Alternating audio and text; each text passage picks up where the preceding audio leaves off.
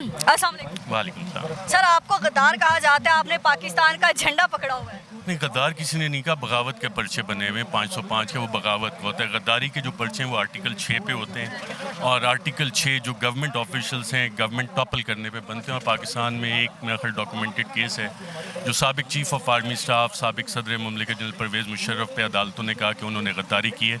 किसी सिविलियन पे आज तक गद्दारी का कोई मुकदमा कायम नहीं हुआ, साबित नहीं हुआ, ना कायम हुआ है। बगावत के मुकदमे ज़रूर हुए हैं। सर, इस पाकिस्तान के झंडे को पकड़ने का आज मकसद क्या? आज़ादी की जंग है।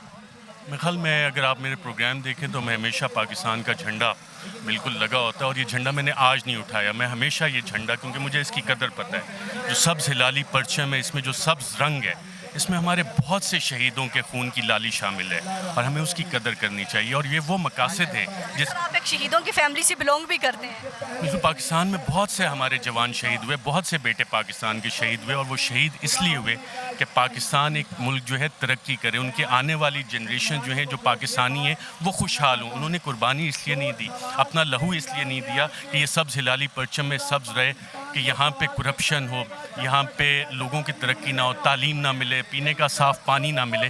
उनकी कुर्बानियाँ इसलिए थीं, और इस झंडे की हमें कदर इसलिए भी करनी चाहिए, और ये हमें याद करवाता रहता है कि पाकिस्तान ने आगे जाना है, इसको रोक नहीं सकता कोई भी इस तरक्की करने से, और करप्शन का कोई दिफा नहीं कर सकता। सर, इमरान रियाज खान की जहाँ कल गिरफ्तारी हुई है, तो उसके बाद कोई आप पर प्रेशर बिल्डअप हुआ है, काम करना कितना मुश्किल हो गया?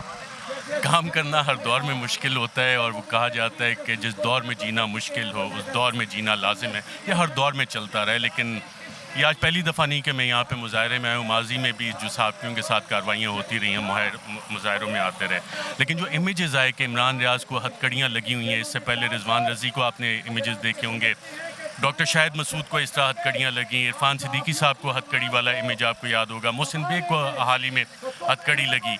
ये वो जो हथकड़ियाँ लग रही हैं, ज़मीर नियाज़ी की किताब थी प्रेस इन चेन्स। आज हम ये पूरी दुनिया को बता रहे हैं, जब ये इमेजेस देखते हैं इमरान रियाज के हथकड़ियाँ लगी, कि पाकिस्तान में the press is in chains, और एमनेस्टी इंटरनेशनल, सहाफ़ती तंजीमें, सब ह्यूमन राइट्स की तंजीमें, सब इसकी कंडमनेशन कर रही हैं। सर, पहले कुछ जब सहाफ़ियों की गिरफ्तारी होती थी, कुछ लोग मजाक उड़ाया करते थे, आज वो लोग मजाक उड़ा रहे हैं, और कुछ लोग यहाँ एहतजाज में। मुझे क्या हमें नहीं लगता हमें कहीं पर एक पेज पर होना चाहिए सहाफ़ती उस पर?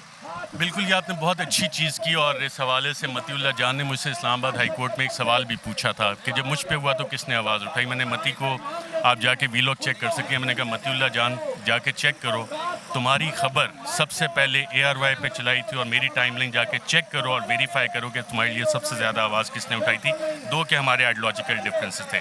आप जाएँ उमर चीमा के पास, मैं उस पर डॉन का ब्यूरो चीफ था, उमर चीमा जियो में था, जियो ने खबर नहीं चलाई थी, मुबशिर जैदी इसका गवाह है। आप पूछें कि सबसे पहले डॉन में वो खबर उमर चीमा की, जब उस पर टॉर्चर हुआ, किसने चलाई?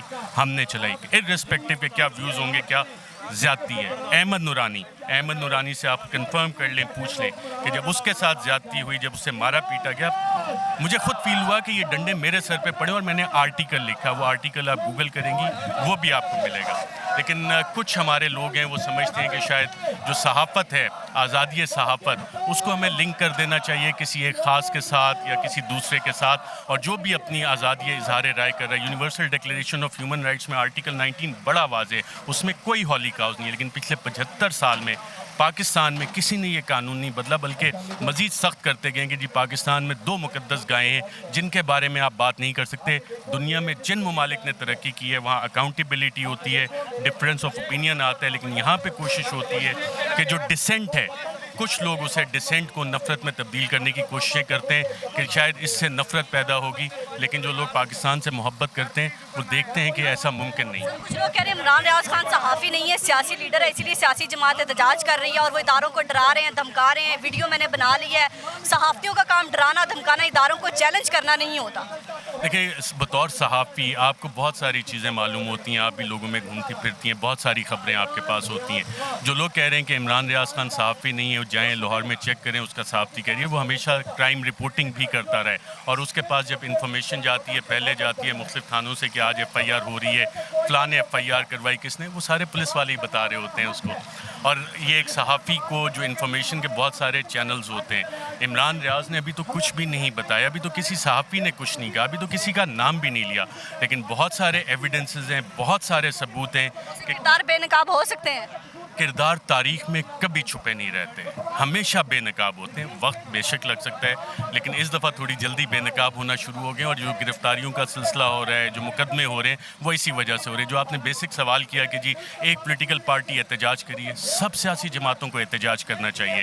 سیاسی جماعتوں نے خود یہ ڈسٹنکشن ڈالی ہے کہ جی یہ ہمارا صحافی ہے, وہ کسی اور کا. آپ رانا ثناء اللہ سے جائیں اور پوچھیں کہ رانا ثناء اللہ کے جب یہ سٹوری چلی تھی, جیو نے کہا کہ جی بڑا جینون ہے, میرا پروگرام آن ریکارڈ ہے, اور رانا ثناء اللہ نے یہ ایکسیپٹ کیا کہ جس دن وہ پریس کانفرنس ہوئی, میں نے کہا یہ جعلی کیس رانا ثناء اللہ پہ بنایا گیا, it would not stand in the court of law.